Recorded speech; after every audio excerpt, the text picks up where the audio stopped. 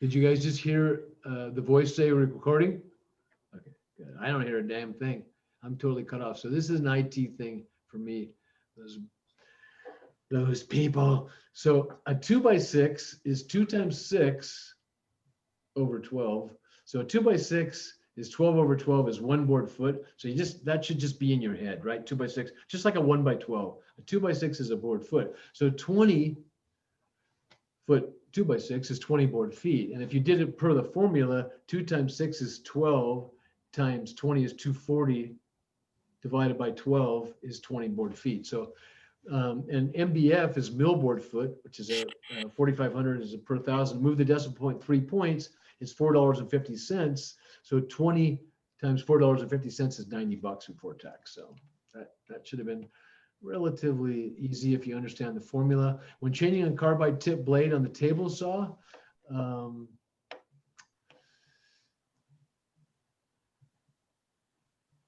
that's the answer. And we all saw that, remember in the demo?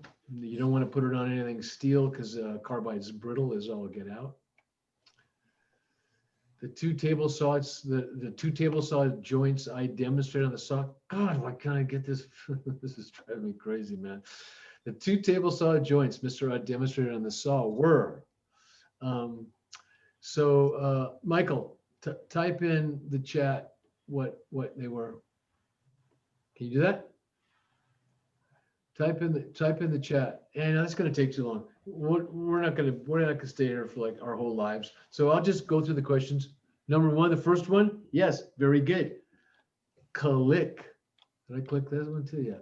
So it is 30 degree shoulder miter and a rabbit.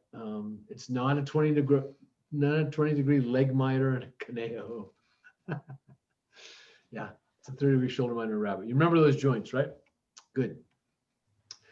And John, you had asked this, I think it was you or Alec, but when we do have an in-person class, I'll do that. I'll demonstrate that joint again for you so you can really see it in the flesh and feel like you get it down, hopefully.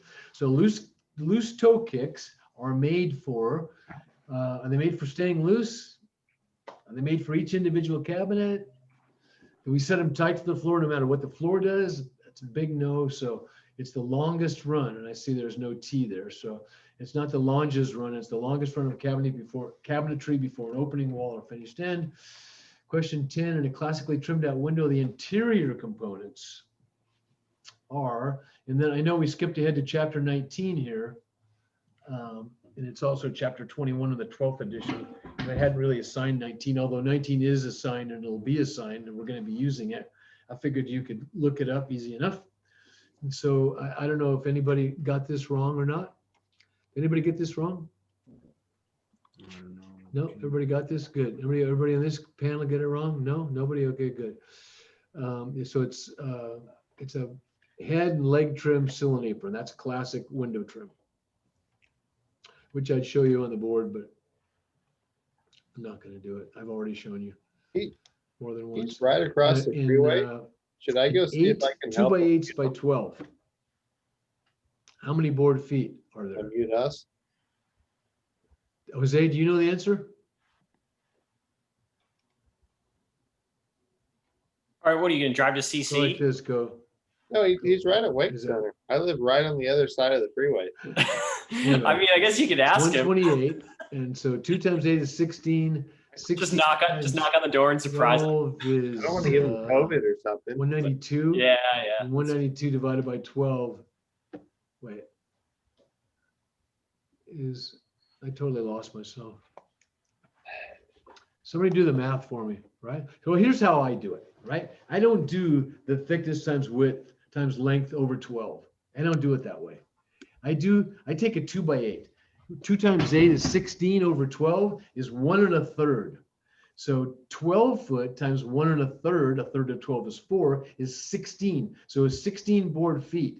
So 8 times 16 is 128. That's how I do it. And that's the answer, 128. Question 12, the lumber designation S2S stands for, obviously, straight to straight. Everybody knows that. Surface two sides, right? Question 13. According to Mr. Utt, handing the swing of a door. And I don't know if you guys remember, I videoed me doing that, pretending you're shaking hands with the door. Which hand do you use? That's a reasonable guess, but it would be a guess. Knowing which side the knob is on and reaching for it with that hand, regardless of that, sounds okay, I guess. But you put your butt to the butt or your back to the butt hinges and use your arm left to right to approximate the door swing, and you have the swing. That door over there is a left-hand swing out. That door over there is also a left-hand swing out. 14, the tiny house is sided with. It's not a hardy. You've seen it, right? It's wood. It's not TNG. It's not a lapped redwood, which would have been nice, but it's so darn expensive. And as a matter of fact, Jerry DeHogue, I'm going to be filming Jerry DeHogue, probably here, job hanging a door. He usually is a guest lecturer for this class, and he comes and I have him hang a door. And the guy is just great. He's a finished, extraordinarily talented and tooled finished carpenter. They do super high end, super trick stuff, and they just did a 30-foot fence for $90,000. A 30-foot fence, curved fence for $90,000. One side was redwood and the other side was teak, and it had stainless steel posts, and they didn't even do the posts. They didn't include the posts. So I'm going to get hopefully some video of that. I'm going to get some really cool videos for you guys. Eric, wake up. So it's lap cypress. We got cypress milled, which is really great. It's good stuff. It'll be good for the weather. So windows and door dimensions are always, not sometimes, are always called out width and height, right? These windows are 8040s, are not 4080s. That door is a 3068. That door is a 3068. That door is a 2468. Question 16, you're building a door of American cherry wood. It requires 3 2x6x8 to make the stiles, top, lock, and bottom rails. How many board feet are in the 3 2x6x8s, and how much do they cost? At $5,550. $5,500 per 1,000 board feet before tax. Well, again, 2x6s, easy, right? Every foot of a 2x6 is a board foot. So in a 2x6 8, there's 8 board feet. There's 3 of them. 3 times 8 is 24. 24 times $5.50, because we moved the decimal 3 places, is, what is it? It's 132, right? 24 board feet, yeah, equals $132. So if you got the right board feet, then it translated to the right math. So really all you had to do is get the board feet and you got the question right. So MSF refers to many, many, many square feet, right? A mill or 1,000 square feet. Door casings are usually I went over that in the beginning of the test and, drew it on the board. We've been talking about the Craftsman style casings and that door, which by the way, my plan is to pop that casing, pop that door, and rehang that door. But if I have Jerry do a door, I'll do something different. Anyway, I'll have a video trimming out in a Craftsman style, but generally doors are mitered, trims mitered. In drawing the scale, one wants to, I really would like you guys to answer, but since I can't hear you, and I don't want to go through having you write everything up, I'm just going to keep going just like this. So fit the drawing to the page in the largest scale. S2S, 4/4, it's 3/4. If it were 6/4, it would be 1 1/4 inches. If it were 8/4 S2S, it would be 1 3/4 inches. So, but don't get confused. If somebody calls 2x4s, you would never call a 2x4 8/4 unless you can buy some hardwoods like clear vertical grain Doug fir. You can buy it in 8/4 stock. You can buy it in like a 2x6, 2x8, 2x10 for building door rails and stuff like that, and it comes out at 1 3/4 because it's S2S versus like a regular 2x6 at the board store and a DF number 1 or 2. That stuff comes out at 1.5 by 1/2 inch under the call out. And what else was I going to tell you about that call out? So another call out that I haven't talked to you about, and something you might want to remember, and I'll write it down when I use the blackboard again, is the best stuff you can buy at the board store out in the yard is DF #1 select exposed FOHC. I wish I could ask somebody if they knew what that meant. So here's what it means. Doug fir #1, so the highest grade, the best looking, the straightest, #1, the solid type knots, select exposed. So you would select it to be exposed at the mill. The millman would stamp or would be responsible for grading select exposed, and then FOHC, which is free of heart center. And that's pretty much a call out for beams and stuff like that. So you'd call out if you were doing a pergola in 4x4s and let's say a 6x8 or 6x12, you'd call those out just like that. DF #1 select exposed FOHC. And using the circular saw and saw safety, one of our safety things, tie back the guard, make straight cuts, drop the blade as far as it'll go, push the saw through the work as fast as you can go. So make straight cuts and keep the power cord out of the line of the saw. It's the only thing that makes any sense. Don't tie back the guard. Don't drop the blade as far as it can go. Just go a 1/4 inch past your work. So if you've got 1.5 inch stock, make your blade cut 1 3/4, and then do not push the saw through as fast as you can. Finished carpenters should be accomplished in the following areas. Well, finished carpenters aren't really doing foundations. They're not doing supervising. They may be doing that. Installation of standing and running trim, as well as door and window installation. That's pretty easy. That is an easy one. In the video on 924 of that Shannon guy nailing off the casings for that bypass opening and that big window, he, in the video shown, the nails in the casing on the door and window with all the nailing into the jamb, no. Through the studs on the outside of the casing into the jamb on the inside, yes. The length of stroke of a saber saw is about 1/2 inch. That's right from your book. And when cutting tight curves on the bandsaw, and I hope to do some kind of a clinic for you guys on the bandsaw because I love our bandsaw, and it's relief cuts. So when you're cutting a curve, if you guys can see me in my little panel, I don't know, cutting a curve, rather than push that around these and have it have any kind of a chance to bind that blade, you on a tighter curve, you go straight in and pull it straight out, straight in, straight out. So you make relief cuts so that as you're cutting the curve, it falls off and it falls off. And I'll show you that when we do the bandsaw. Relief cuts.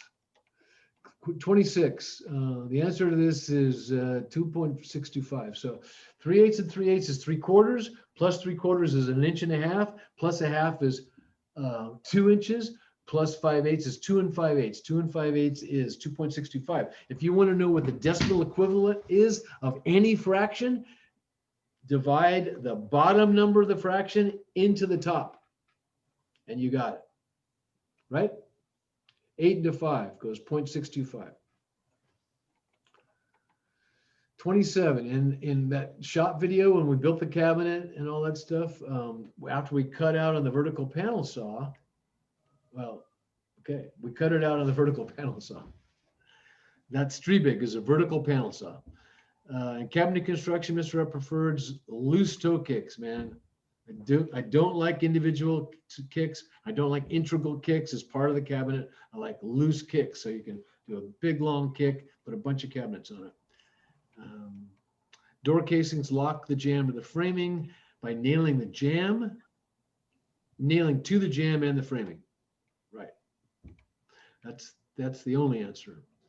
And again, in that cabinet shop tour where we build a cabinet, after we cut out the sides, bottom, and spreaders on the vertical saw, which I didn't want to put on there in case that got put before that and give you that clue. It's already an easy enough question.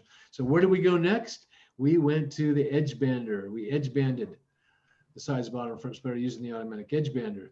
3.5 plus 4 3/4 is 8 1/4, right? 3 and 4 is 7. 1/2 and 3/4 is 1 1/4. 7 and 1 1/4 is 8 1/4. 8 1/4 plus 48 is 56 1/4, plus a half is 56 3/4, minus a quarter is 56 1/2. Question 22, when installing base cabinets, make sure your loose toe kicks are set dead level in both directions, regardless of what the floor does. Well, I don't care if your floor goes downhill 3 inches, you set your kicks dead level. That is absolutely true. Size of a portable electric drill, right out of the book, is the capacity of the chuck. Drills are 3/8 chuck, 1/4 inch chuck, 1/2 inch chuck. Generally 3/8 or half. Half or bigger chucks. And then you get into your busters and your SDS chucks that click in, right? For your busters, your larger demo hammers. I love those Bosch demo hammers and the Hitachi ones. They're just the greatest. So you're building a deck and you need 50 2x2x3 balusters. Well, 2x2x3 is pretty interesting because 2 times 2 is 4 and 4 times 3 is 12. So that gives you 12 over 12, which is 1. So 1 2x2 by 3 foot baluster is a board foot. And if there are 50 of them, that's 50 board feet. MBF means multiple board feet. Is that, shake your head, yes or no?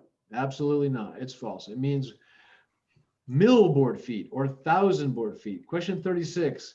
Which of the following is a type of pneumatic nailer? Yes, strip fed, not battery operated. I mean, no, because a pneumatic nailer is operated with air, so it's not battery operated. It's not gas operated. It's compressed air and it's single shot.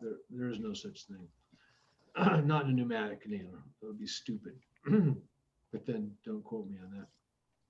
2 types of blades. We've been talking a lot about ATB. So whether you remembered when we talked a tiny bit about triple chip, you just remembered ATB. And if you got that, you got it right. And it's definitely not STD and double dip. Who answered to that? Alec, was that you? Bad. Just kidding. Okay, but then that was obvious, wasn't it? Stiles are the horizontal members of the frame of a door or a window sash. Are they? No, they're not. They're the vertical members. Dead false. So stiles, rails. Stiles, rails. Stiles are always vertical and rails are always horizontal. Windows always need to be installed plumb, level, and square. That's so true. Controlling severe bleeding is done with direct pressure. Always, always, always, always. Severe bleeding, you know, like there's bleeding you can control with bandages, no problem. Tourniquets, pretty radical. That's arterial. Severe bleeding is done with direct pressure control. When doing an initial drawing for a rough lumber list, you should sketch and dimension, right? That's my thing. Sketch and dimension, then take your dimensioned sketch and turn it into a scale drawing. That's the way to do it, right? Because you can sketch something really fast and then just fill in the blanks of all the dimensions you need. And then you can sit down and very carefully lay your drawing out to scale because drawings are done carefully. And the drawings I've gotten so far are really good. So I've only gotten 2 or 3 and maybe no more than 4. So a bunch of you guys owe me drawings. Don't think I'm going to forget. I mean, I'm old and forgetful. I'm not going to forget. I'll remind you after a while. Okay, keep your grain. Also, keep your brain engaged while you're driving, cruise control driving, and keep your feet on the dashboard. Yeah. Scan the road ahead for traffic, obstacles, and changing road conditions. Duh. And wear your shades at all times during daylight hours. When using a power tool, it's important to, yeah, that's a good answer, right? That's got to be it. I'm not looking at the answers. I'm just going for what I know. Okay, here we go. 3/8, a half, 5/16 minus an eighth plus 5/32. Here's how I do it. 3/8 plus a half is 7/8. Plus 5/16 is 1 3/16. Minus an eighth is 1 1/16. Plus 5/32 is 1 7/32. Bada bing. And so if you don't know, or if you can't add those up in your head, the way I just did, strive to do that. There's no reason you need to do that. because you can take those and convert them and put it on paper, and you can come up with the sum. But the more carpentry you do and the better at carpentry you get, the faster you will be able to do sums. And when you're charging top dollar for your time, when you're an accomplished finished carpenter that's well tooled out, you want to do things efficiently and relatively quickly, at least as quickly as they can reasonably be done. When interior trim is bullnose at doors and windows, it means that the drywall or plaster quarter rounds into the door or window jamb frame. And if you want, that's not getting feedback. I'd show you guys on the and I will show that actually. I think maybe when I get through these last few questions, I'll draw that for you in case any of you are confused, because I suspect this confuses people. The jamb frame acts as a flush ground for the drywall. Remind me to show you that. It's case craftsman style. Remind me to show you that. The casing is a mitered half round, but that's patently absurd. Patently absurd. Because it's not a bullnose, that's a half round. The drywall or plaster quarter rounds into the door or window jamb frame. That's a bullnose trim. Which of the following is not a valid safety rule? When ripping stock freehand, do not use the fence. When ripping stock freehand, don't rip stock freehand. Okay? Just don't do it. It's a super bad idea. Okay? Even if you got to do, even if you're doing a tapered rip on the table saw, there's taper jigs, there's things you can clamp you can clamp guides to your saw table. There's a variety of ways to do it. Don't freehand it. It's just way too dangerous. So when you see freehand associated with table saws, you know it's the wrong answer. So which of the following is not? When trimming out a door in craftsman style, the head trim is thicker than the leg trim. That's kind of the whole point. And in drawing a scale 8.5 by 11, Mr. Art requires 7mm pencil, a triangle, drafting triangle, 1/4-inch graph pad, architectural scale rule, and a vinyl eraser. Easy peasy. Working safe is just a function of being paranoid about everything or carrying a weapon. Both of those are fine answers, but they're not the right one. That's the right one. Knowing where you are in relation to everything else. And that's what I've said. So that's my answer from my lectures. But really, you know, being safe could be a function of being paranoid about everything, but I don't know. I'm not sure about carrying some sort of weapon because somebody might always have a bigger, better, faster weapon. Plus, never bring a knife to a gunfight. Cabinetry styles are basically two types, and you can look at them at this cabinet in the corner. I've talked about that, but they are overlay frameless and face frame. So either frameless, like the cabinet we built in the shop, or face frame, like the cabinet that's our upper cabinet above, where the casework is built and then the frame is applied to the casework and the doors are hung off that. So favorite hobby is golf. The clamp time for contact cement is 0. Some of you, like John, put none, I think, right? And that's what I mean by I will go back and that's a right answer. None is the right answer. What is the clamp time for contact cement? It's not grammatically correct. None is not grammatically correct, but it conveys the answer, so it's fine. And also John got this one wrong, just because he put two answers. He spelled Rocky with an IE on the end, and they made it wrong, but it's obviously right. So those are the 3 bonus questions. I like to give you guys questions about me, simple questions that if you've been paying attention, you know, you'll get them. And then it gives you an opportunity to boost your grade up to the next level, or it helps out if you answer them. Some people don't even answer them. So if you guys had questions about this, you could ask me, but you can't because I can't hear you. So what I'm going to do is I'm gonna stop the share. I'm gonna pin myself. Okay, and I'm going to tell you guys that we are going to take a break. We're going to take a break. It's now 7:03. By the time I get talking, it'll be 7:05. We're going to come back at 7:20. We're going to take a 15-minute break. And in the meantime, I'm going to call Oren and see if I can't possibly get these speakers up and see if I can't find, I don't think I have any headphones. See if I can't find some headphones somewhere. Anyway, I'm going to give myself 15 minutes, but when we come back, come back because I'm going to show you the video I made of the casing. I made a video of casing out that door, this door, right there. Casing's finally on it. So I got a video of me doing it, nailing it off, and then I'll give you a caveat. Oh, I already told you that I'm going to have to narrate it because the sound's not very good. So, okay, we're on a break. I'm gonna, did I stop? Yeah, I stopped screen sharing, and I'll see you guys back here in a little bit. But if you can't, if I haven't got it fixed, the speaker fixed, send me a chat and tell me to start recording because I'm gonna pause. Okay. So the meeting's being recorded. I can now hear you. I can't hear you guys all as well as I could before because it's a funny little speaker, but at least I can hear you. So does anybody have any questions about the test that we just went over? No, and all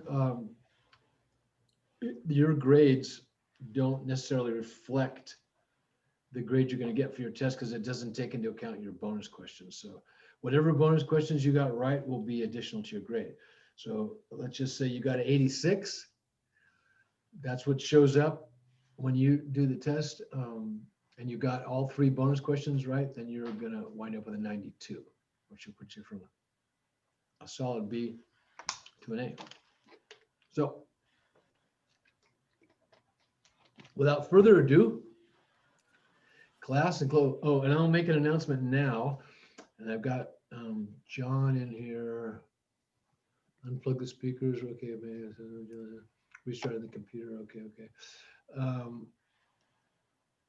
No. We're gonna meet face to face in here. Get this back. Sorry. We're gonna meet face to face in here.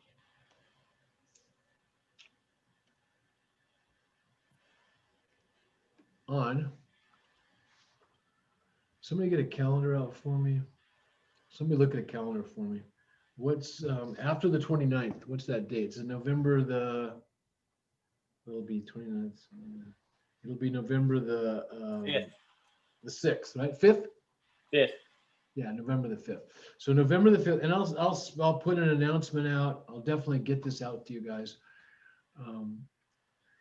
Next week, next Thursday, the 29th, you'll just need to come to class and you'll do it all online. I won't be here, but the quiz will only be available to you during class hours. So I suggest you go during those hours and take the quiz and listen to my lecture now.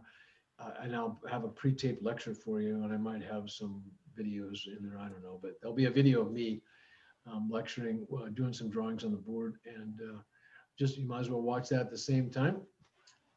And then the next class, November the 5th, we're going to have here at the Wake Center. And I'll have it on Zoom as well for Michael and Ryder. We're going to meet here face to face. And I would like you all to individually get in touch with me by emailing me to my Utsters and let me know that that's okay with you or not. Either way. So tell me, yeah, it's okay with me, Mr. Ed, I want to meet you there, or really I'm not comfortable with doing a face-to-face class. We'll be masked up. I'll take your temperature before you come in. If you don't have a mask, I have surgical masks to pass out. I will have disinfected surfaces. We'll maintain social distancing. And with the class size the way it is, we're down to, I think, 12. And without Ryder and Michael Silva, because they won't be able to be here. 10 of us in here will be good. We'll be able to distance, and you guys will get some We'll get some hands-on stuff in the shop, which will be great. Okay. And I'll send you an announcement, so you won't have to remember. And now I want to share my screen with you and go to some vids. We're going to watch some videos, right? Here we go. I'm recording, right?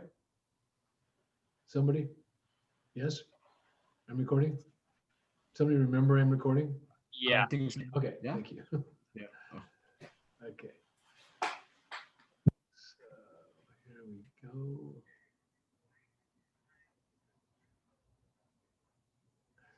All right, can you guys hear me okay?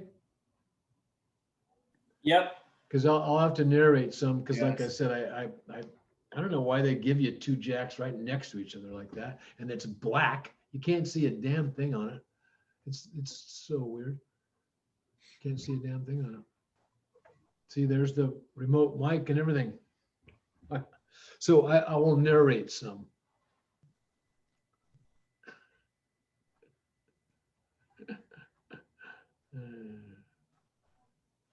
I wonder if I can get this full screen, John. I don't think so.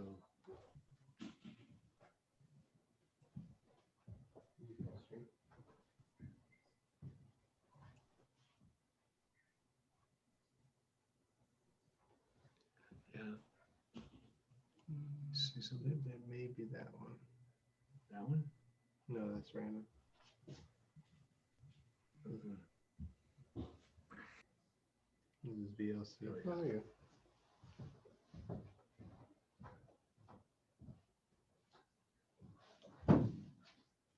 Hey, can you guys hear any of that? Anybody? Can hear you. You can hear me now, right? But can you hear any of my narration on the video? I don't see a video playing. Oh, honestly, you guys don't see a video playing? No, Wow, what are you guys seeing?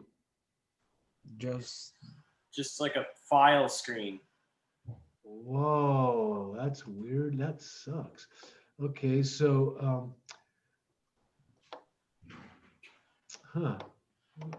Okay. What do you see now? the test. You see the test? Yeah. Okay. Okay. What about now? The test. See the video file screen? No. Test. You still see the test? Yeah. Yeah. God bless America.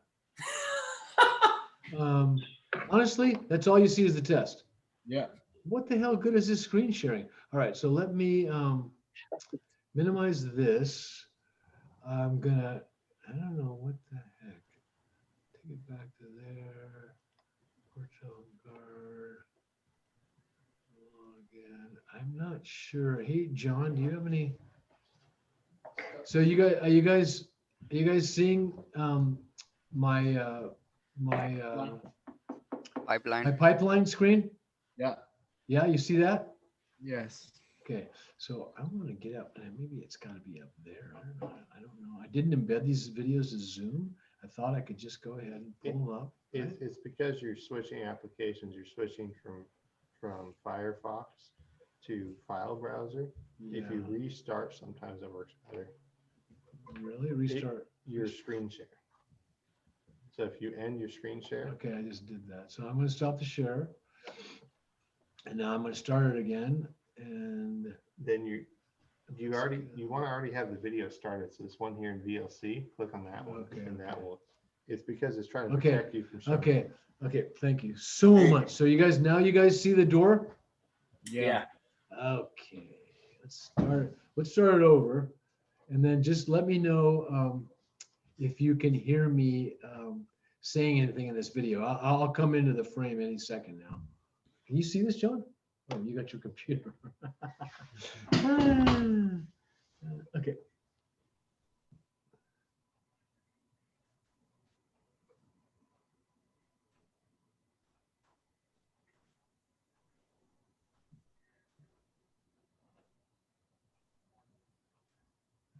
Can you guys hear me saying anything on the video?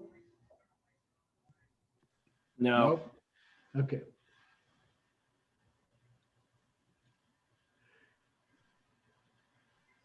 I'm basically just saying I'm going to show you how to trim this door out.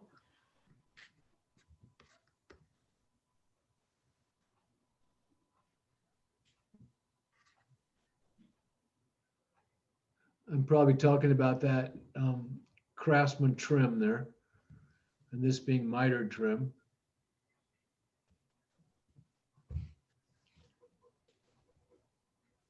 I'm describing the trim. It's a finger joint prime 2.5-inch casing. I think it's called Spanish. It's got a name. It's not colonial.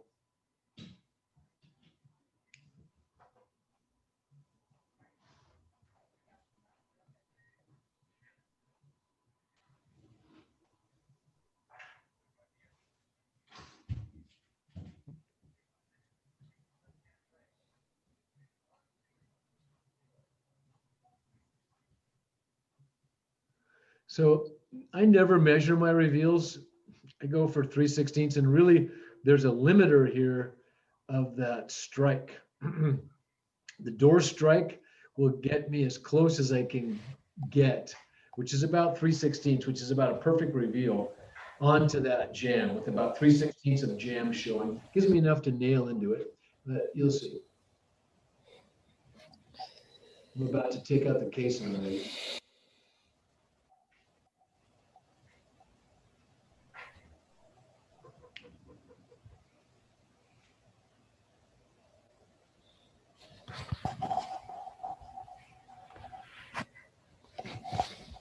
I gotta drywall this wall. I've got to drywall this.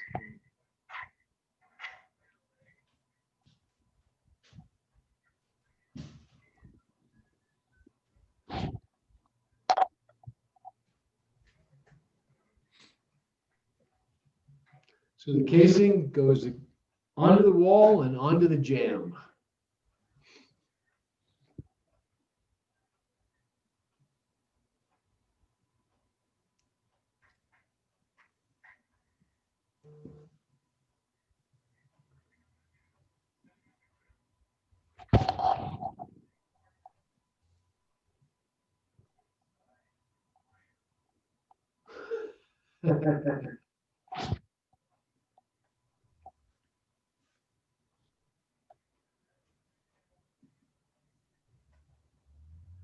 So, see, I don't see any reason to measure here.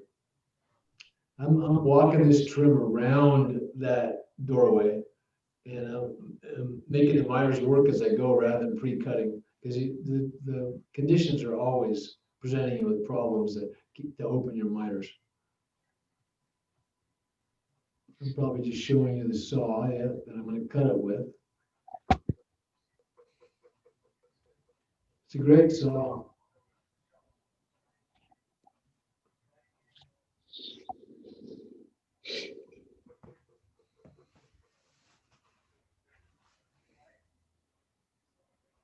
So I'm telling you that I'm going to lock it on the sliding part of it. I'm going to lock that and just use the chop saw part. But then I changed my mind in a few minutes or a minute.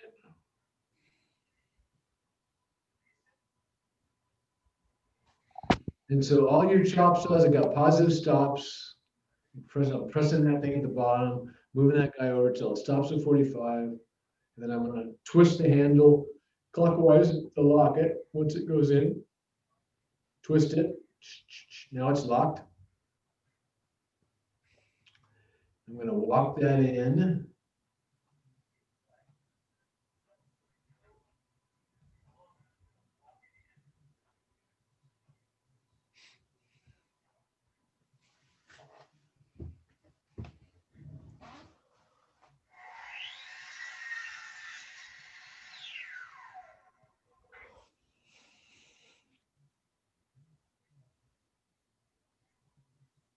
See there at least the slide, so I can bring that blade further out so I can watch it get to my line. There it is.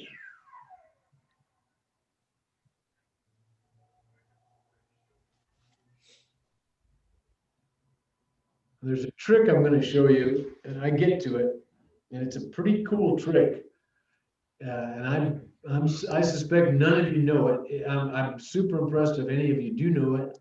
And it's nothing you're ever gonna see in a book, ever, in anybody's book. I don't think. Nah, it's probably, might be in somebody's book. And I haven't got to it yet. So you'll know what I do.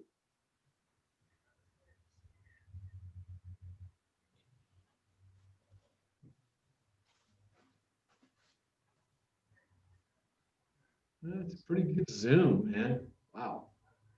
Pretty good zoom.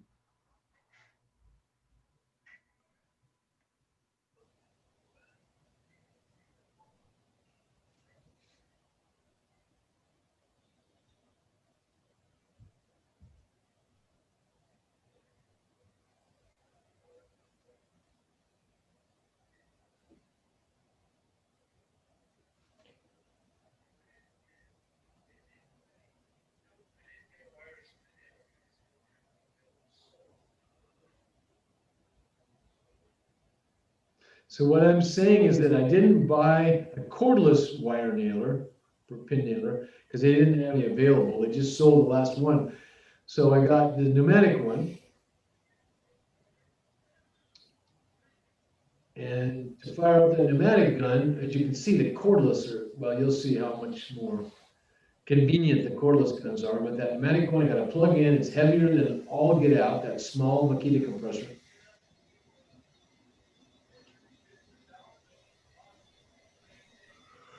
Yeah, so always leave the valve open because I always drain the tank. I don't leave that, leave it under pressure. And there's always water in there. So you want to open that petcock at the bottom of the volume tank and blow it out, and then be sure to close it, and then it'll get up to pressure, which is what it's doing right now, getting up to pressure at 110,000.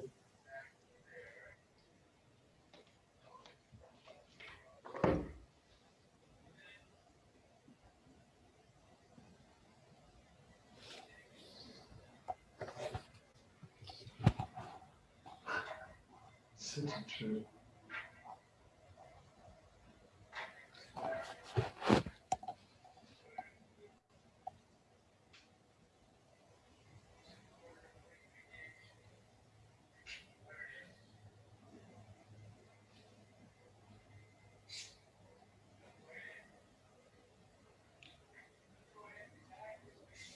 The thing has a safety on the trigger too.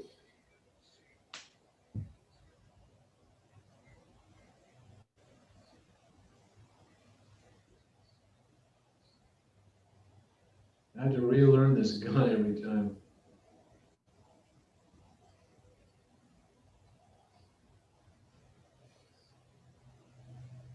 Yeah, that's it, baby.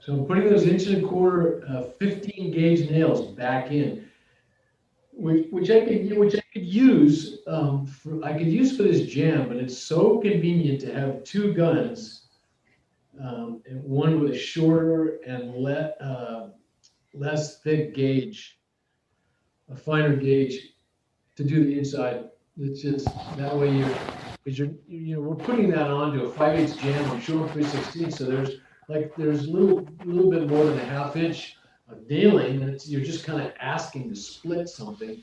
So a good fine nail driven pneumatically is the way to go on that inside nail. And those wire nails, as small as they are, And they do the job.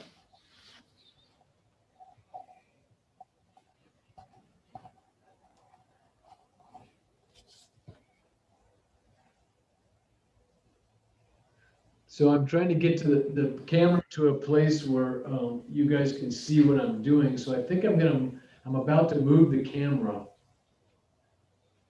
Yeah, that's exactly what I'm doing. I'm moving the camera.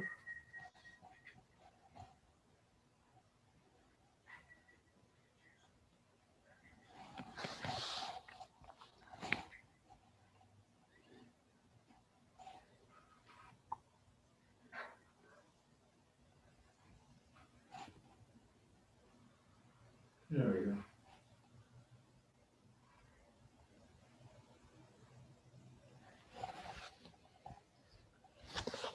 I hope everybody's excited about being at the shop. We're gonna be at the shop, man.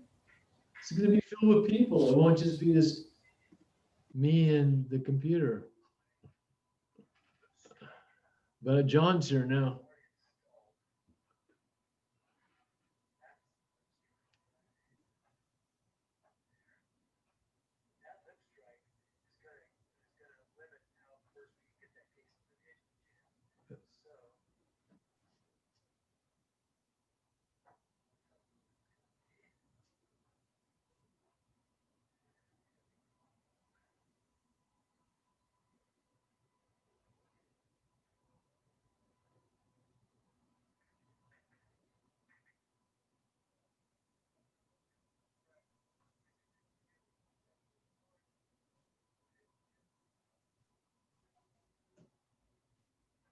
It's got that safety trigger I can't stand.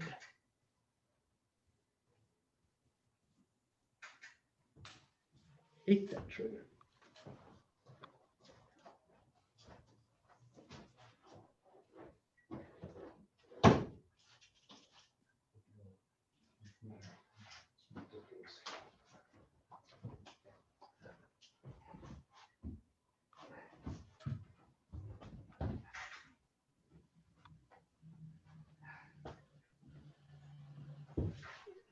So only get it tacked, right? Tacked on the inside. I don't want to nail it off by any stretch because I got some, I can still play around with it and I can pull it off if I need to.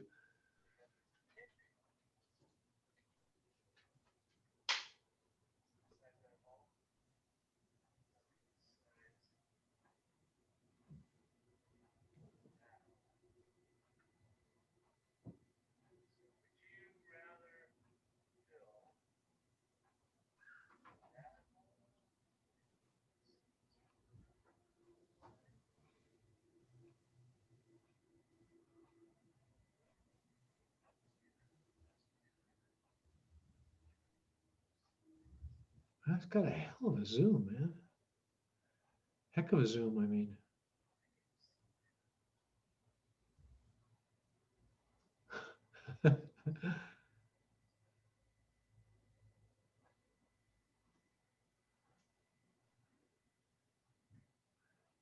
So I okay. I think I just shot a nail.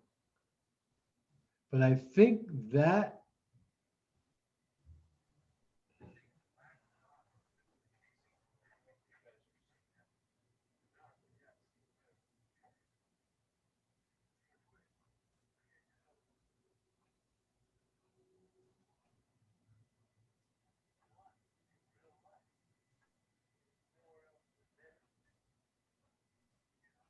so I think that's the 15 gauge hole and that's the 23 gauge hole.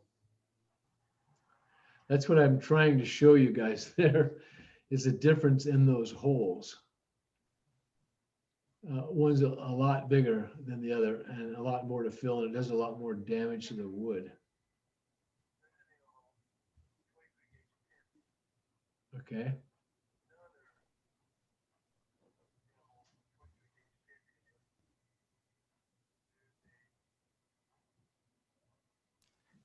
Is that a quarter-inch There it is. reveal? There it is. What was that Wrong. question? Is that a quarter-inch reveal right there? 3/16 3/16 to a quarter.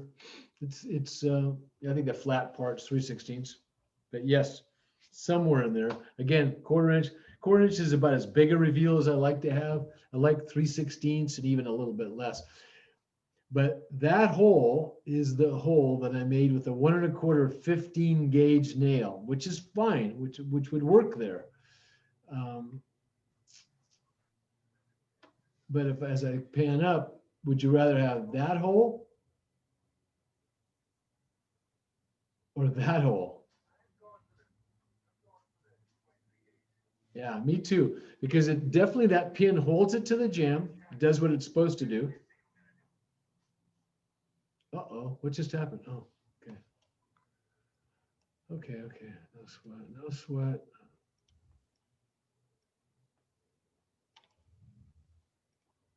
We gotta get, okay. Okay, we gotta go back to, where were we? Where did I pull it out of, John? Did I have to have it up first? Is that what you said? It has to be open in VLC first. So yeah, you gotta start. Okay. How do I even do that? And share. Open the file. I did that. Oh, I guess I can get me off the pin, get to a exit full screen. Okay. And then do I pull it up? Is that what I do? Yeah, start the video and then share it because it's an application share and you're sharing the video player. Okay. Come on. I gotta stop this thing somehow. Damn it.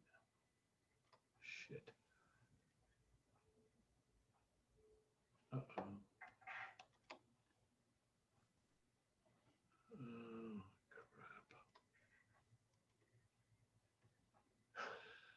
crap. Okay. And then what do I gotta do? Go back to Zoom. Brandon, okay. Okay, guys, I'm getting it. Don't worry, I'm gonna get us there. I swear I will. Get us there. We're still recording, right? View, let's go gallery view, let's go share screen, and then let's go here and share. Okay, continuation. Continuing on.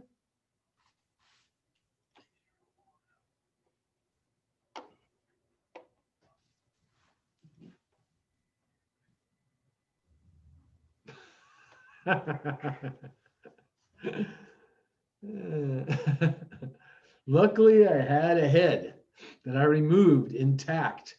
I would have been so pissed. I actually was, but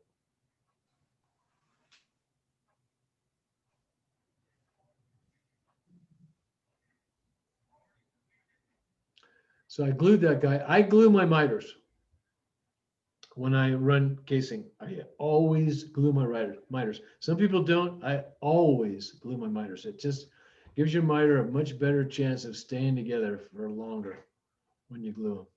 You just use 2P10. Say again, please. You use 2P10. Is that the kind of glue? Yeah, like a CA glue. Yeah, I'm using a Gorilla, but it's like a tight bond too. I think it's pretty much the same thing. Okay. It's a urea glue, I'm pretty sure, isn't it? Or is it aliphatic resin? No, I think it's a urea. It's made from cow bones and stuff. That glue, but tight bond is what you buy. Gorilla's come out with a really nice yellow/white glue too. And I've really been digging Gorilla products.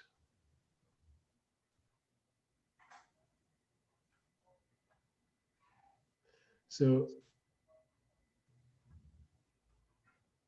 I haven't showed you guys the trick yet, but I'm going to.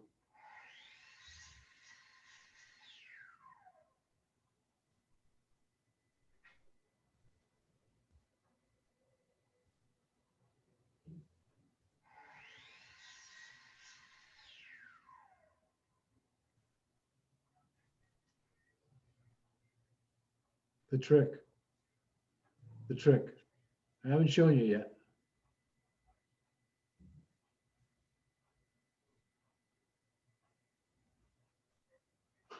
I can't tell what I said, but if it's about the trick, I'll explain it, I promise. I think I'm finding glue.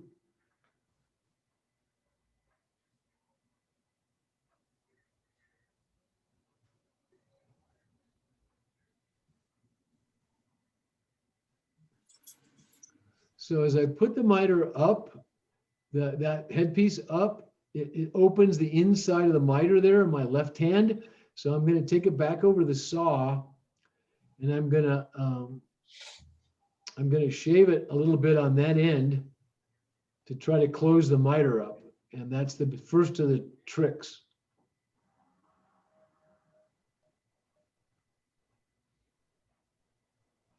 I got a splinter. I got it out.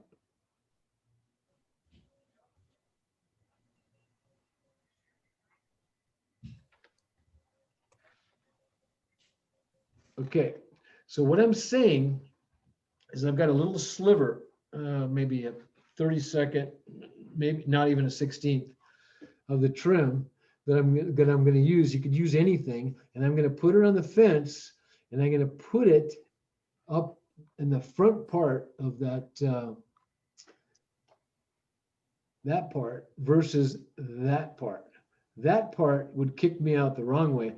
By putting it there, I'm kicking it out, so I'm going to shave the long part of the miter a little bit and try to close up the inside of the miter. And if that doesn't make sense to you, I'll show you on the 5th.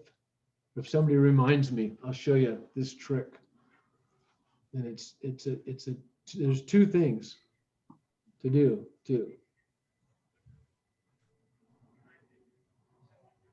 I mean, it does two things. We can use it to open and close a miter without trying to split a portion of a degree. And we can use it to put a slight back bevel. There's the piece. There's that little sliver.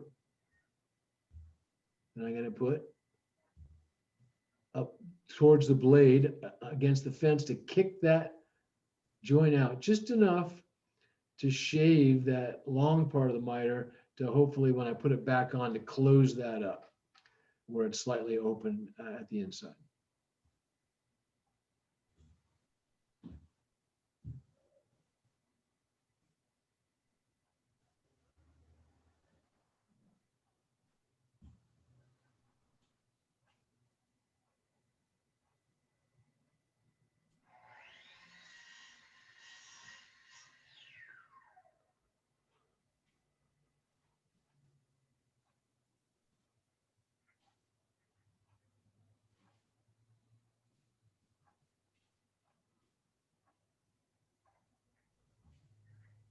I got to drywall that wall.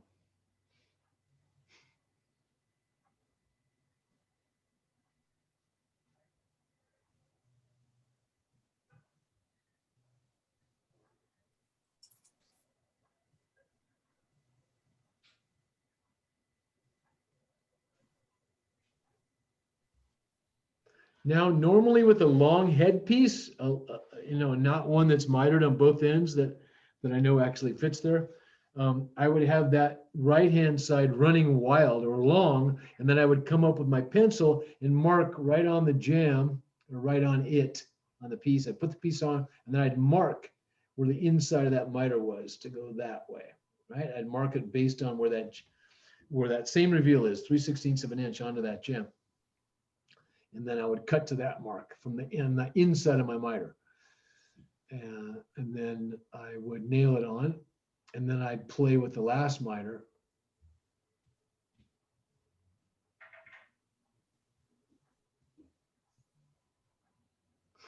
Now I have to go get a wrench. Okay. Now I'm going to get out of that. Okay, that's fine. And then I'm going to go to, how the hell did I do that before?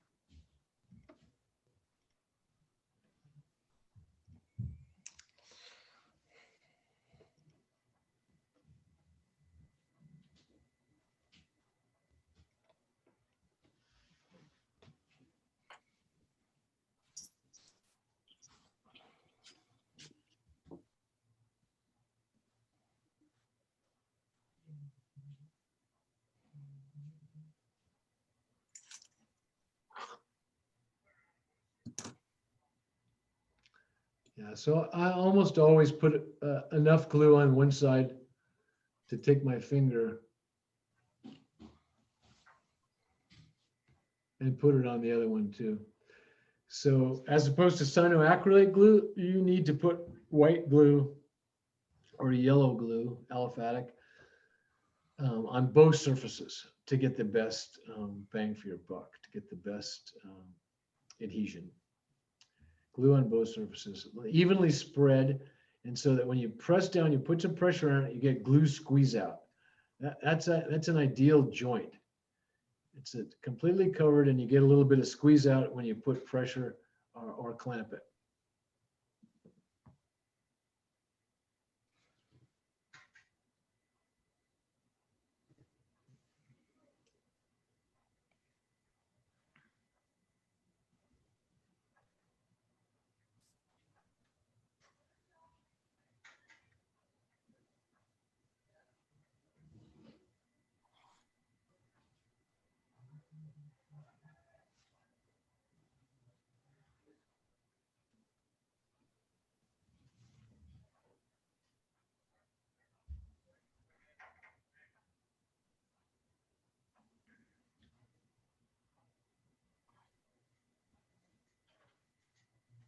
Now here's the only time I'm gonna measure on the last leg.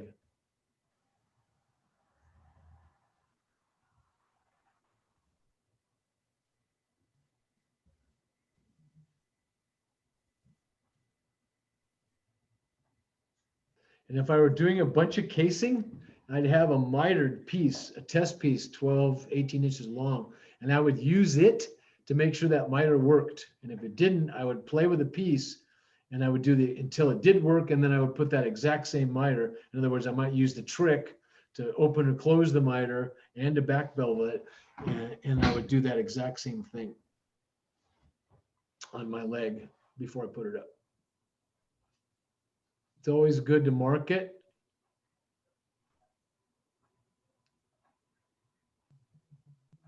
Always good to mark it.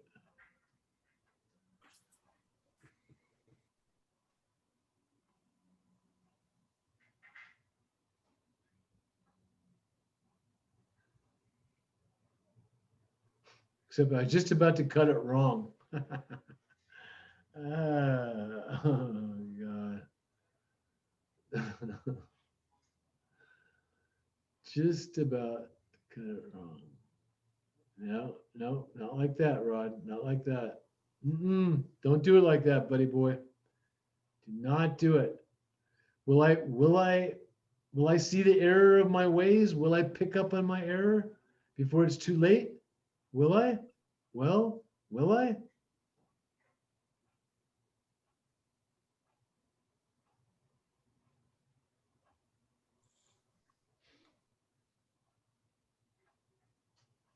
Yeah, I will.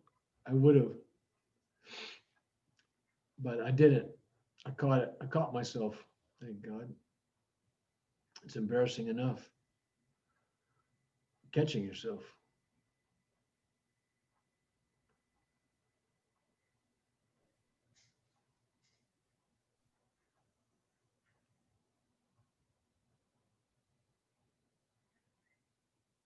And that's another thing that if you guys are running casing, like not just a door. Okay, there's my little test piece, not test piece, but there's my trick piece, my little sliver, right?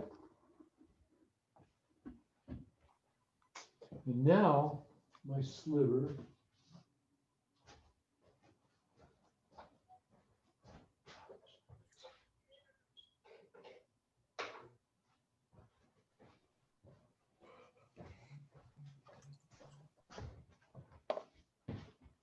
Now my sliver it didn't go between the fence and the edge of the molding. It went underneath the molding to lift it up slightly to give me a back bevel. It's just ever so slight back bevel because it's the front of the miter I care about. I don't really care about much else.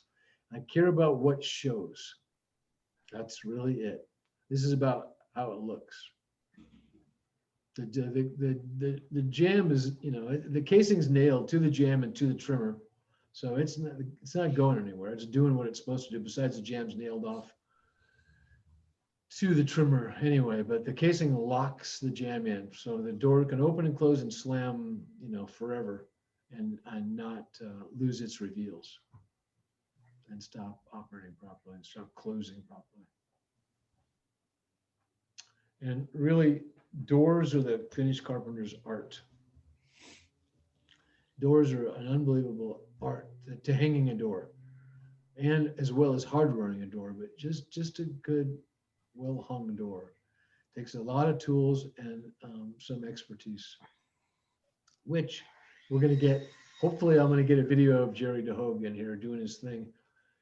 I'll be his cameraman, and it'll be great.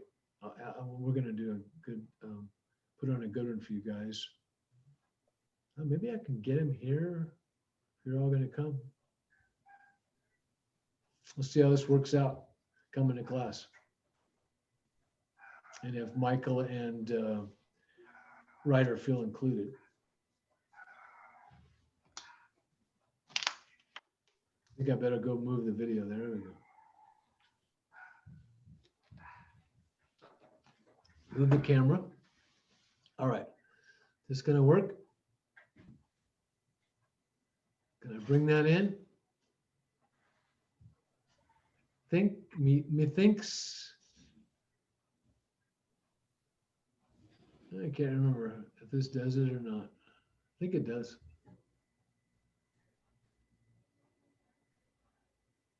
I'm gonna back cut it a little bit more. I think I ripped myself a little thicker. I think this is not rip. I think I chopped myself off another little sliver. That's really cool.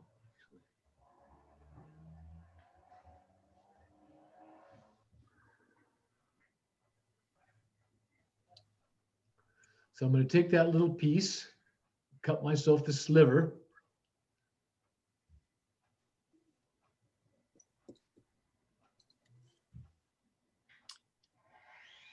If you can't get the other guy to come hang the door, you should try and see if Byron will do it.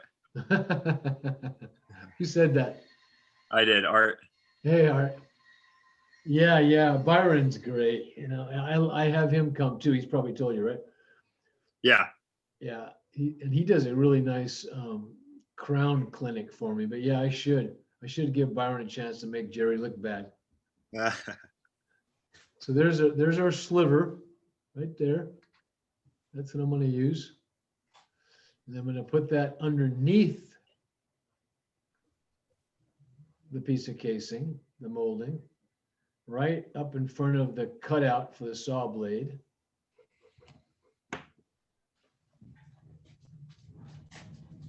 And that's going to hold that casing up just enough to give me a slight back bevel. Not enough where you're going to see it on so much on the back, but it'll hopefully bring the face of that miter together, because it's got it's just not as tight as I'd like it to be. And I think that's what it took right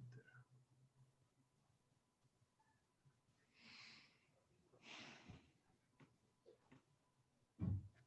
And then I got to remember to move the camera.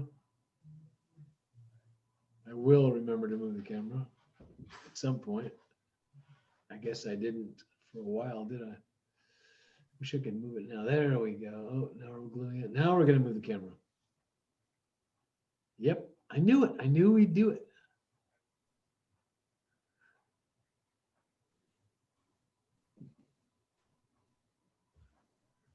Gluing our miter.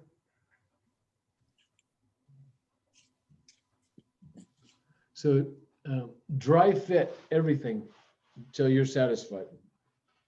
Don't ever make a cut and just put it together. Dry fit it, because you don't get any.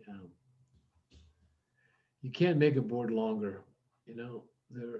I've been trying to invent a board stretcher for years, and I haven't been successful. You can always make a piece of molding shorter, and it's impossible to make it longer. Well, I can take it back. It's actually not impossible. There are some things you could do.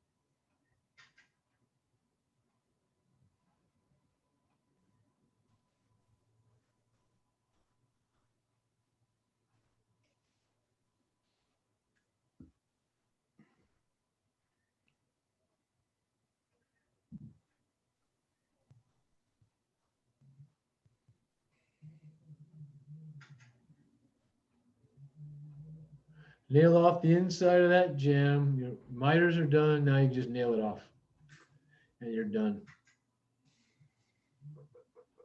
When I first started finished carpentry, there were no pneumatic guns. This was all done with a 4-penny finish nail to the jam and an 8 or a 10-penny finish nail, depending on the thickness of the casing, but at least an 8 to the casing to trimmer.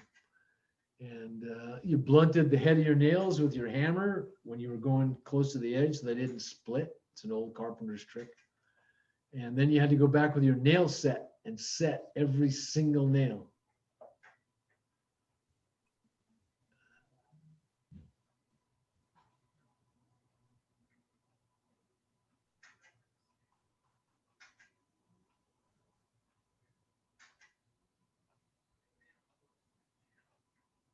Okay, now we're gonna nail the jam. We're not gonna drag that stupid hose around. We are going to, well, I think I gotta get 2.5-inch nails. Yep, there they are.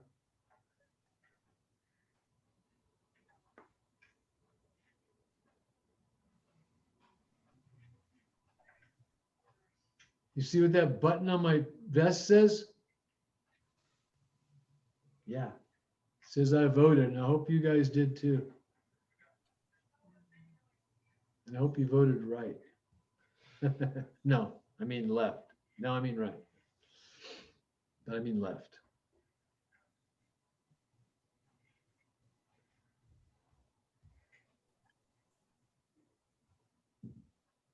Now watch, it won't go because I didn't turn it on.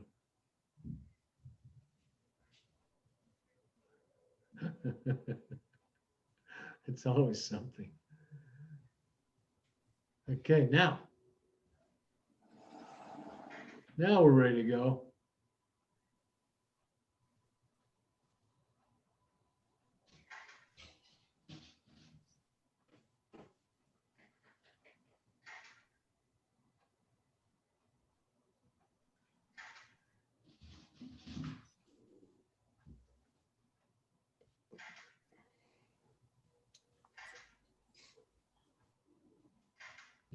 Like the light too. That's such a great tool. I think I missed it. So you're using a larger nail on the outside? I am. Yeah. Who is this? That's Arthur. Yeah, Art. So I used a 23-inch or 23 gauge wire nail for the inside to nail it to my, 1/2 inch of jam close to the edge of the casing. And then on the outside, nailing to the trimmer, I'm using a 2.5-inch 15 gauge nail in the center. So I always like to have two guns when I do casing. It's happening. Otherwise, you gotta, you're changing nail loads. Having 2 guns just makes it. And having 2 cordless guns, I'm gonna buy a little pin nailer, a cordless pin nailer. Can you say those sizes again? 15 gauge, 2.5, and then what? Yeah. So I use 23 gauge, 1.25 inch for nailing to the jam, those pin nails. And I used 15 gauge, 2.5 nailing. So that miter opened up. That's ooh, I hate that miter. The fact that it's paint grade, caulk and paint make a carpenter what he ain't. So yeah, I'm going to try to bring that miter down. And I actually can make that miter a little better. And if I had been willing to take the time to just change to an 1.25 inch nail, I would have made it happen. Or if I could get down from above and nail down, but that damn little soffit's in my way, so I can't nail down. So that thing will come in. I just got to be able to nail it.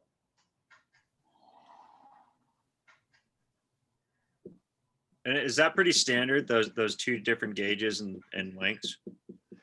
Yeah, they're standard in terms of using as casing, or just standard. Yeah, for casing, like a lot of guys do that same exact thing. They do, but the 23 gauge, they might be using more like, I use 15 gauge for the outside. They might be using like an 18 gauge pin nailer or a 20 gauge pin nailer. The 23 is a little small, but it does it, and you're never going to split a jam.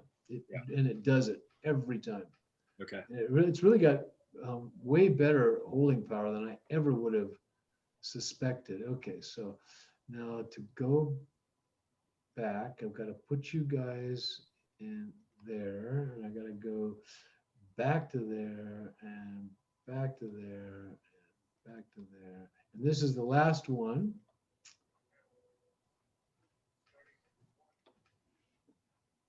And zoom and zoom and zoom and zoom and zoom, zoom.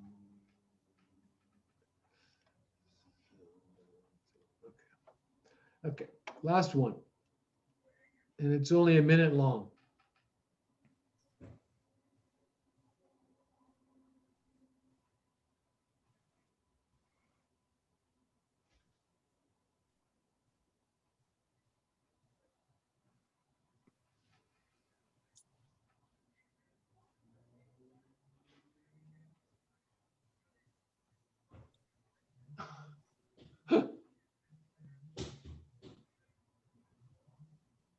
Yeah. So what I'm telling you is that I would have walked it around, put the first leg up, marked it, nailed it, made the miter fit with a headpiece long, marked it, cut it, nailed it, and then made the last leg fit, tacked it, and then got him back and nailed it all off. Looks pretty good. It's acceptable. I wouldn't, of course, taken that kind of time, and I would have had some kind of a system going if I was doing multiples, but there you have it, folks. So that share is done, and we're in gallery view, and I'm going to put us, I think, in pin view. So does anybody have any questions? No? Okay, we're almost out of here. Wow, we'll get out of here any second now. I just wanted to make clear a couple of things, that in this casing thing,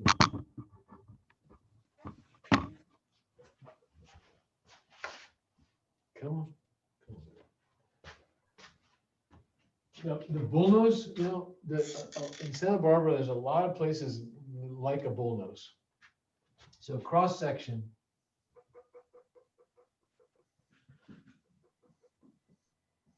King stud, trimmer stud. Let's just say it's an interior wall. So 5/8 drywall. 5/8 drywall. So if you're doing casing, like I just did there, then your jamb is flush. That's the space for shims. Your jamb is flush with your drywall. So then your casing can just go over it. And that 23 gauge nail I nailed through here into the jamb, and that 15 gauge 2.5 I nailed through here into the trimmer stud, locking the jamb in both sides in the case of a regular interior wall. Now bullnose, which you see a lot of, and I'm doing the house I'm doing now, we're not going to do casings. We're going to bullnose. But we're not going to bullnose. We're actually going to do a square corner. But you see a lot more bullnoses than square corners. So drywall stops somewhere here. The jamb is the thickness of the framing. It's not flush.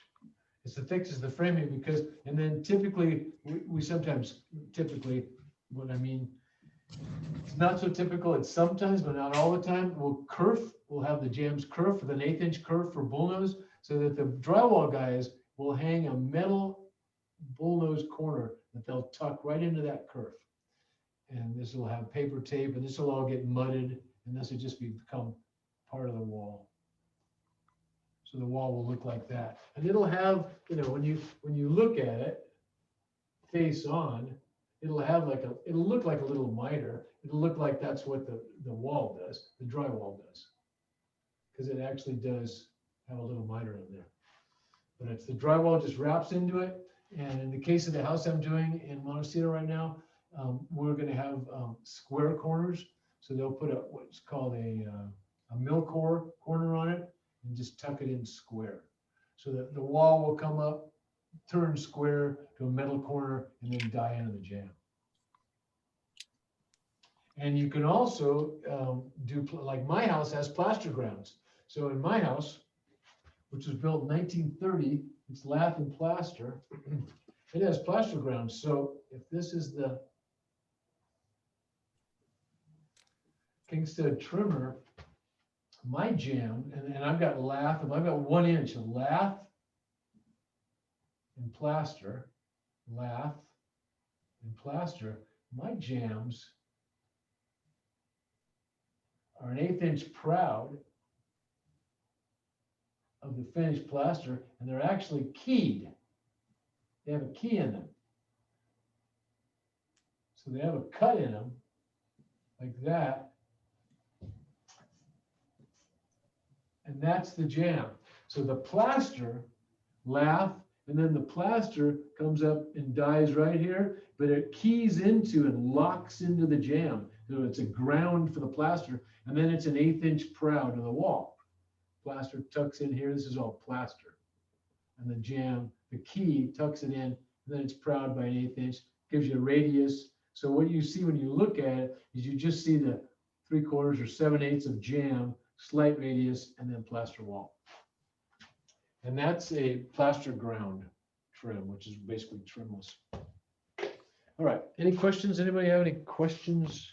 Preguntas más? No? Okay, so let me tell you how it's gonna be. Let me just tell you how it's gonna be. Next week, come at 6. All right, you will have a 12-question quiz right out of your book, chapter 5.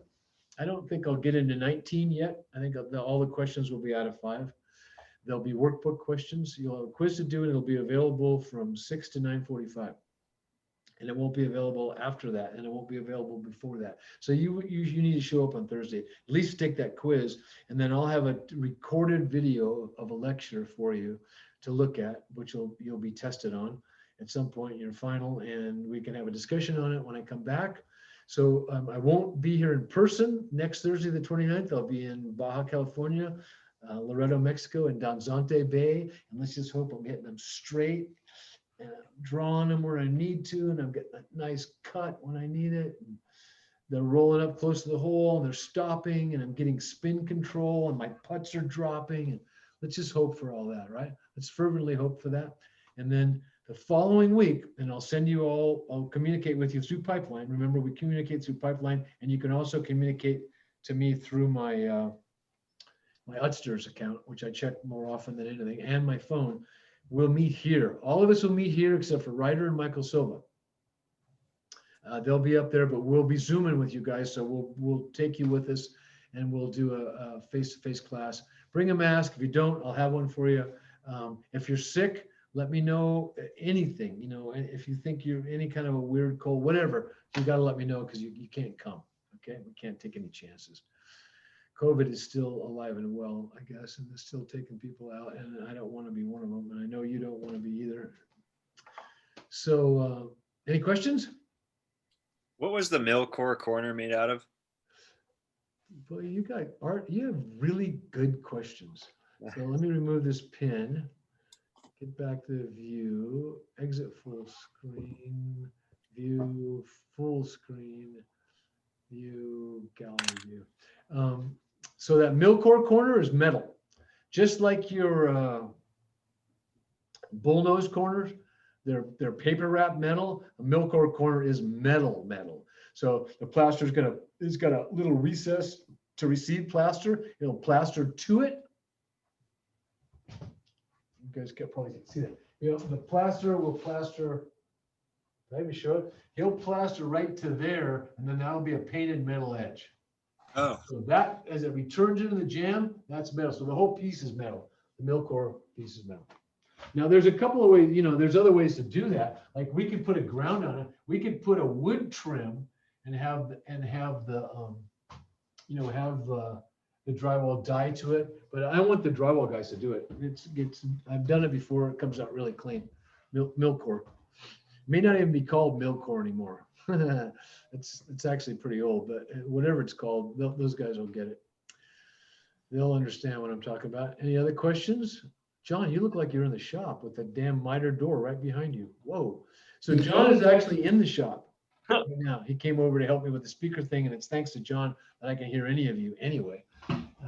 We're back on this, the computer speaker, but we'll all be over in the shop, man. You guys can see my rig. I got one of my ex-students, Christian Madrigal, to come over and help me put a new cover on it. I had a cover. They're good for about 3 years of mine.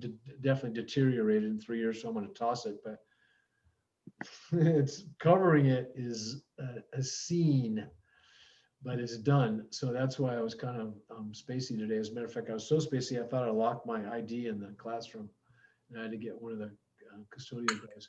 Did I tell you guys about that? About that janitor the other day? Did I mention that? Yeah, this janitor the other day asked me if I wanted to smoke marijuana with him. I just can't deal with high maintenance people. Yeah, it's a dad joke. It's a dad joke. High maintenance people. Oh man. I love that joke, man. So, and while I got your attention, this is not the one I'm going to have my chair look at to evaluate me, but these two brothers are in this bar, and they're not the only ones in the bar. They're both drinking, and the one brother's at the bar, the other brother's playing pool.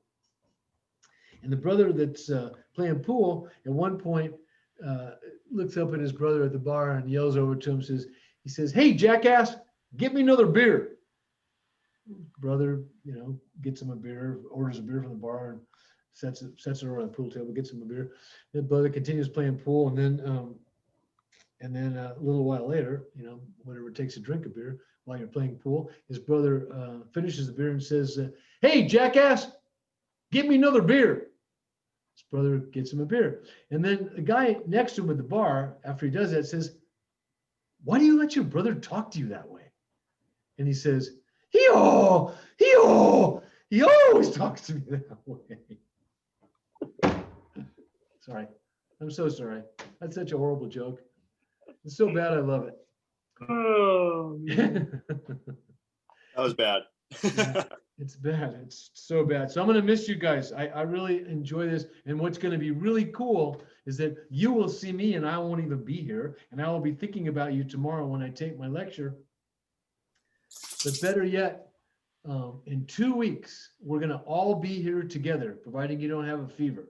We're going to be here together. Okay. And we'll get to see the shop and demo some tools. I'll dream up something cool for us to do. Okay. And I'm pretty sure that my lecture for you guys is going to be, I'm going to save my balustrade lecture.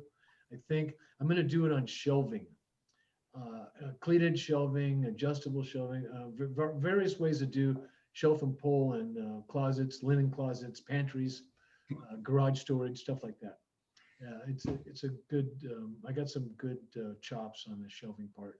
And then I'll also be really looking forward to showing you that little trick with the sliver to get the back cuts. Because I know some of you are going, what the heck is he talking about? So you'll see it in the flesh, and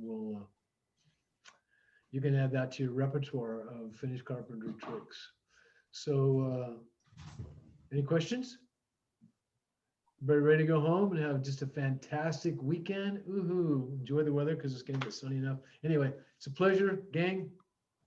See y'all. Thanks for bearing with me for this sound thing, and everybody did a good job on the test. Even if you didn't get a good grade, you hung with it. You showed up. You showed up. Please don't underestimate how powerful that is. You just showing up. Okay. Because the people that aren't showing up, how do I feel about them? Can you guess? Yeah, exactly. I still care about them, but it's like they're not showing up. So obviously they don't care about me or us or the class. So it's like kind of like, okay, I can't change people. you can lead a horse to water, but you can't make him drink. I can't make anybody do anything. And plus I don't want to make anybody do anything. I want you guys to want to be here. And you being here shows me you do. So thanks for coming. Okay. Yep. I'll see you all next week in absentia and then the week after that in person. Okay. Hey, Rob. Okay. Somebody have a question? Yeah. But it's about like the 2 weeks, the presence class. Say it again, please, Eric. I can tell you like before class, like after class. Sorry. What about after class? Oh yeah, you want to tell me after class? Okay. Okay. Have a good trip, Randy. So Eric, do this. Yeah. Do this. I'm gonna leave the meeting and then call me up right now. You got my number, right? Yeah. You got it? Yeah. All right. Call me up and give me about 2 minutes and we'll to end the class. Okay? Anybody Before you else? go, I was here.